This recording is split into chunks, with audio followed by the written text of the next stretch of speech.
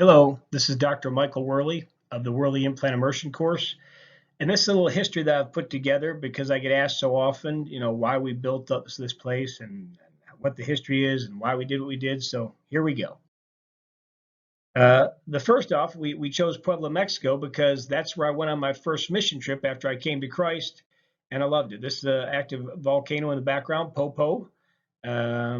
It's also got the fourth largest city in Mexico, although most gringos don't know about it because it doesn't have a beach. Got a population of 3 million in the city. Actually, the Metroplex area is closer to 8 million. It's higher than Denver at 7,000 feet. It's got the same climate as San Diego, and it has direct 2-hour flights from Houston and Dallas, depending upon whether or not American Airlines is flying presently from Dallas. They come and go on that one. It's got a lower crime rate than Dallas or Houston, than most major cities in the U.S. Because it is up in the mountains and it's away from all the wonderful drug trade that makes Mexico difficult sometimes. This is our first building that we rebuilt. It was actually a Mexican rebuild. It was a torn down building, and we put $100,000 into this, myself and my original members. The original members were the core four. It was myself, Tom Basile, who was a missionary down there, Glenn Clark, who was just a good Christian brother from Philadelphia who had a heart to serve and to help out, and Joe Russell, who was our head of construction, and you'll see why here in a little while. This is, pardon the yellow filter there. This is some of my materials from my first clinic that I had there. And these were some big poster boards that I made for taking out to the villages to teach them about different aspects of history. This is my first operatory, which had a panel, as you can see, which was interesting because they don't have automatic processors. So I had to bring down my own automatic processor, which is no big deal. But then you had to bring all the liquids down there for it too, because you couldn't get that either. So that wasn't easy because you can't bring those by plane. So I had to actually truck those down. This is my other operatory that I had. And you can see there's 2 chairs in there. 3 chairs at first, and this is my main clientele when I first started working down there. I worked on orphans. I worked on anyone in need, and was going down about once a month for years before we started the Wehrle course, because that was what it was for first. It was just for ministry. These kids are awesome. They're just wonderful. This little fella here, we're working. Look at that nice smile when we're done. Matter of fact, I brought a pediatric dentist friend of mine, Sandra Armstrong, down one time. She goes, "How come their teeth are all nice? There's nothing to do here." I said, "Yeah, that's the point. We take care of them to the point where they have beautiful teeth, just like in the States." So she went out in the villages, found some god awful teeth out there to work on, and she was happy. Sandra's a wonderful person. This is me training knee to knee, and this is what I do down there. And this is what I've done for 20 years, at least since 2000. I don't know when you're watching this video, but I'm always teaching, always training, because I wanted the staff down there to get better and better and better. So the longer they stayed, the better they got. So it's kind of like a graduate program, like a graduate course in dentistry that they do here at the Okay, so what we have here is we have the beginning of the construction of the main building. And we had to build this because what we didn't realize when we put that $100,000 into the old building was that you can't really trust Mexican construction. They're great at some things, such as masonry, but they're terrible at plumbing and wiring. So the electrical and the plumbing were going out all the time. And to make it worse, it was put in walls that were encased in concrete. So the stuff would fail. You'd have to tear the wall apart, fix it poorly, and then you would put the wall back together and have to tear it all out again, 2 or 3 weeks later. In one weekend, I lost 4 suction pumps, and that's when I went to the other guys and I said, "Look, man, it's time to build the new facility." So here's us building it. You can see the rebar going up and the concrete being poured. All that rebar's in there because this is in the earthquake area. I've never seen anything more than a little shaking personally, enough to move a glass of water, but the buildings are built for that, so it's okay. This is the concrete shell. You can see that it has metal studs in there rather than wood. Metal was easier to come by than. And there's the almost final product. On the first floor, closest to us, is the dental clinic. On the first floor away from us is the Campus Crusades. On the second floor, close to us, is the hotels for the hotel portion for the missionaries that come down there or the students. And then the second floor further away from us is the restaurant. On the third floor, there is a church that was built up for that up there. It's also a conference room. And then the back portion is what has become the hotel for the staff members of the Wehrle Implant Immersion course. Okay, so here's another look at it after we've developed a little bit more. And actually, it's gone a lot further since then. The roof that you see going up there has become the roof over the roof. That was Wehrle's folly. The rest of the board said I was nuts for putting that up there. But I did put it up there indeed, and I've got a full Olympic gym set up there now. So it adds to the flavor of the place. And also, it's nice when people are staying there that they have some place to work out. Okay, so this is Ultra Modern Dental Group, which is now also called the Wehrle Implant Immersion Clinic. An 8-op that we've built down there, and I had brand new X-ray heads. I had state-of-the-art stuff. I had everything completely stocked. This is all from. This is a picture of a billboard that we put down there. This is how we advertise for the course to the locals. And we actually own this billboard, and it says free implants. That's my daughter, Sequel, and 2 other Dallas Mav dancers on their advertising for us. But it basically says, come to Wehrle's place and get free implants. And you can imagine if you put billboards all around town that said that, how your practice would have a constant flow of patients needing implants, which is good because that's what the course needs. All right, the very first time at the course, this is everyone sitting there having breakfast. You'll notice there are some around their phones and set. The Wi-Fi is excellent down there. It's actually faster than the U.S. Sometimes. After breakfast, which is the only free hour you get from 7 to 8, we go up and we start going over the cases. It's important to understand that all the cases are pre-planned. This is an oddity and a rarity. Most courses don't do that because it's just too much work. It takes either years of training, as I did with my staff down there, 8, 9, 10 years, or it's all done by the doctor who puts it on, which was me for the first 7 years. I went through every single case, and I still go through most of the cases. And the reason is because you have to divide the cases out. You have to put the easy cases here, the lateral sinus lifts there, the crestal sinus lifts there, the ridge splits there, and you have to separate them out into folders. Because if you don't do that, then you're going to not be able to give your students the right case for their training level. Think about it this way. If you're sending your kid to school for the very first time, are you going to send them to 5th grade or 8th grade? No, you're going to send them to kindergarten. You've got to walk before you run, and that's true in implantology too. If you don't plan out the cases, you can't do that. Well, in most courses, they just put up a sign that says free implants, come to this place. So these people line up, and then it just doesn't matter what they have. The first person in the door is your patient. Well, if you're a newbie and you've never placed an implant before, you're not ready to do a lateral sinus lift. So either you're going to do one and do it poorly, or you're going to go ahead and you're going to watch the instructor do it, which is the same thing you can get from YouTube. You don't want that. You want these planned out, which we do here. So that the very first case you're going to get is a nice wide fat ridge, great attached gingiva, a nice easy case. And then the next case is going to be a little bit more narrow, and then a little bit more narrow. And then day 2, we can start getting into immediate implants and ridge splits and sinus pumps. All these are on the easy end of these things. It's not like, I teach them to tear the face entirely apart here. You have to make it very case appropriate. We have advanced students that go down there for the Beyond Beginners course, and they get the more difficult cases. And then the last day, you're going to do more of these difficult cases again, but you're going to do multiple ones, and you're going to do them a little bit faster. So here we are going through one of the cases. You can see that I'm using the high-def TV to do that because I had a screen behind there, but it wasn't the definition wasn't good enough. Actually, you can see on that one slide, you can see the mental foramen. And we're going through every single one of their cases, and all the students watch as we go through all of the cases. This is critical because the hardest thing to learn about implantology is not the doing of it. The doing of it's pretty easy. It's just really a repurposing of a bunch of skills that you already have, just don't realize it. It's the planning. You've got to know what you're doing and why you're doing it so that when something goes wrong back in your office, you can figure out how to fix it.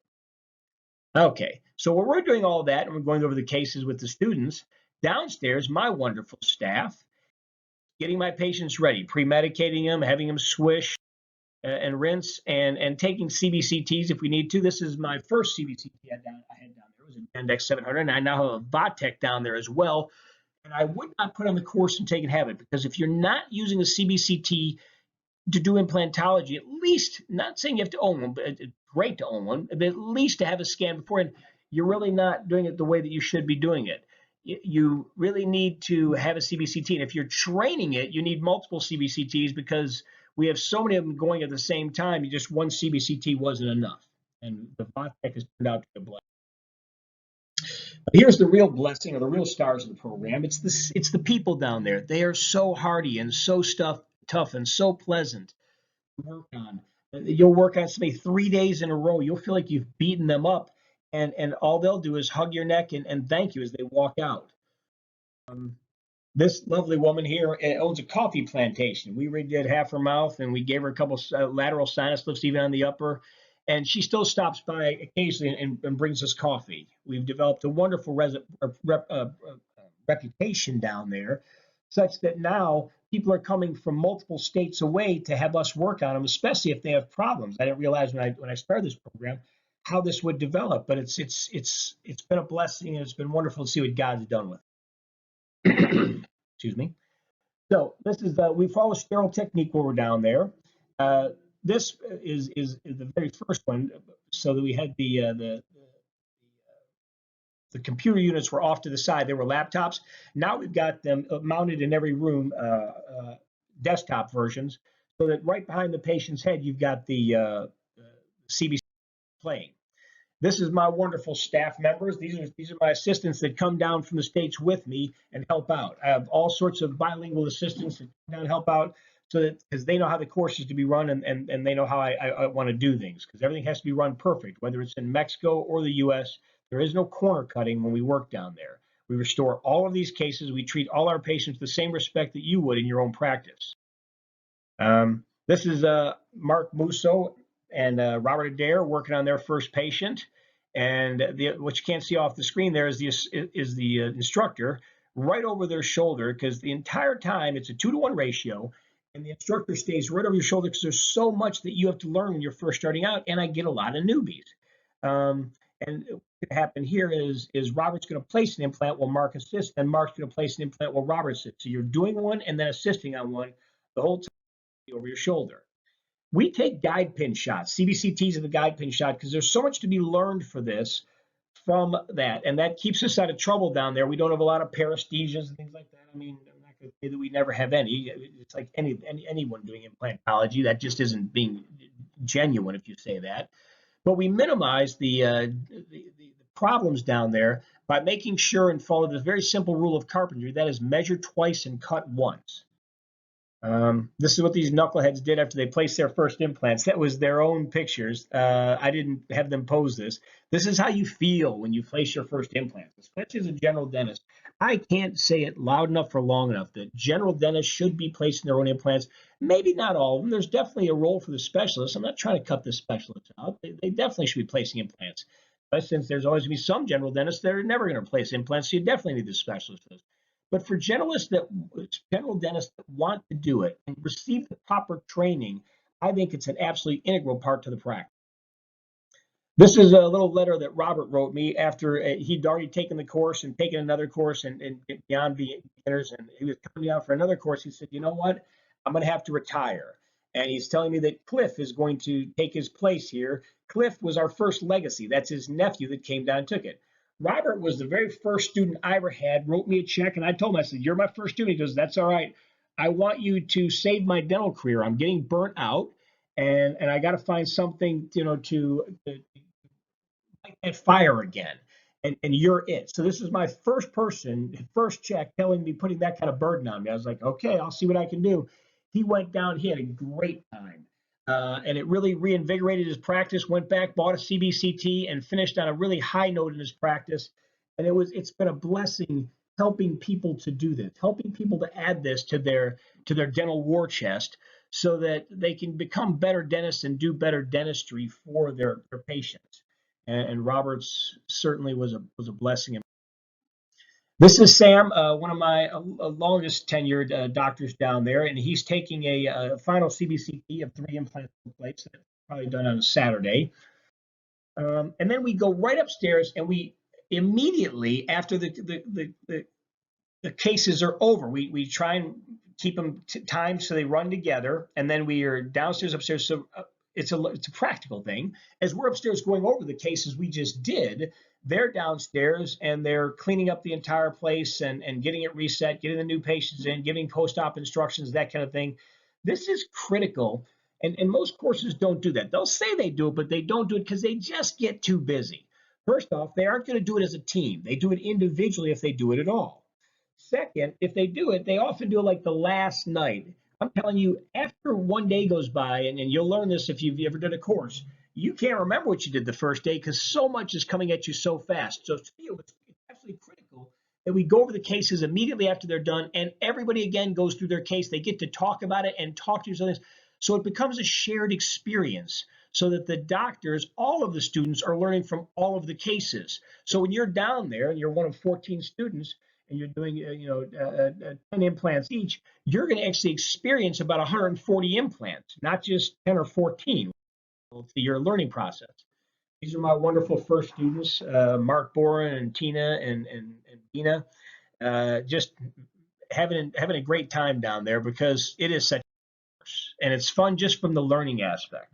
This is not the course that you want to take if you're looking to do some partying, or if this is half a vacation, half a course.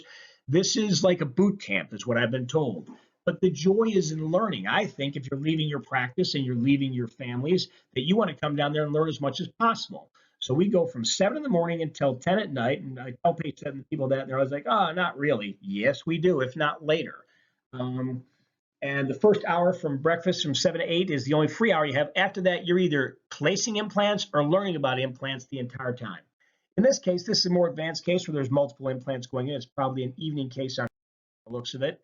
And you can see we put in 4 implants on the right side. You can see the patient also had an implant placed earlier in the course on the right-hand side. The 4 implants on the left side.